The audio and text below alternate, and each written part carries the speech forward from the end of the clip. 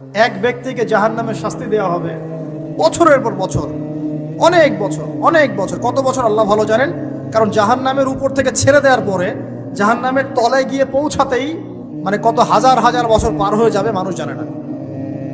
এত গভীর জাহান্নাম, এত গভীর।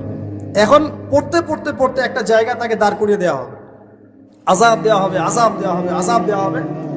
এক পর্যায়ে সে চিৎকার করতে থাকবে, ইয়া মান্নান ইয়া হান্নান, ইয়া মান্নান ইয়া হান্নান। এভাবে চিৎকার করতে করতে, এগুলো আল্লাহ পাকের নাম। এগুলো কি আল্লাহ পাকের নাম। আল্লাহ পাক বলবেন, দেখো জাহান্নামের অতল গভীরে কোন আমার বান্দা আমাকে ডাকছে, কি হাজত তার, নিয়ে আসো। ওকে জিজ্ঞাসা করা হবে কি প্রয়োজন।